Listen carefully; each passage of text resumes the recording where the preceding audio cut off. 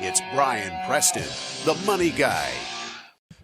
This next question is from Kevin. Kevin said, left my employer to become an independent contractor during COVID. Now that I have some money, should I dump it into an IRA or dollar cost average it in? All right, so I'm going to clarify a little bit here because Kevin's asking two separate things.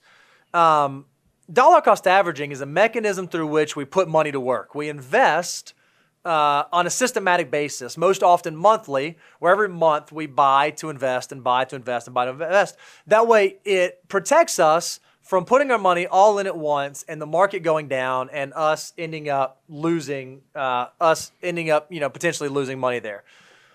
You can still dump money into an IRA and dollar cost average. You still have the ability to do that. So I think what his question is I'm an independent contractor. Should I fund an IRA or should I build wealth in a taxable account? I think is what he's asking. Yeah. Does that sound well, right? But it also could be a timing of if you're an independent contractor, one of the first ways you go to your tax preparer and they say, hey, you realize if you open up a SEP IRA, You can still save money on last year's taxes. You can save money on last year's taxes, so it's not uncommon that you might be able to put $30,000 to work immediately, or $20,000, which $7,000, whatever your number is that your tax preparer or TurboTax told you.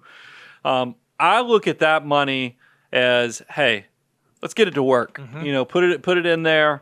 Yes, it could have been dollar cost average, but since you're getting your taxes done, you're going to hopefully have this opportunity again next year. This is just your dollar cost averaging opportunity is once a year. You're doing this on an annual basis that you're buying into the marketplace with these retirement accounts. If you are a person, though, that the opportunity this year was like a SEP IRA where it was all a one-time opportunity, but you're thinking, I have the same income stream next year. Maybe I ought to do a solo 401k because not only does a solo 401k give you the profit sharing opportunities just like a SEP IRA does, but it lets you do salary deferrals. That's great. Go get the best of both worlds. Start doing the salary deferrals every month. Mm-hmm. So you are dollar cost averaging through the years. And then when you have to wait for your tax prep software or your professional preparer to calculate the profit sharing, that money is going to be that goes in once a year annually as those numbers are calculated for you and you figure it out. I love that best of all worlds approach. Yeah, I love it. And the other thing we really like about the solo 401k is it does not inhibit you from other planning opportunities. If you have a SEP IRA, you can't do backdoor Roths if you're someone whose income falls above the threshold to contribute directly to a Roth. Solo 401k does let you still continue to do that.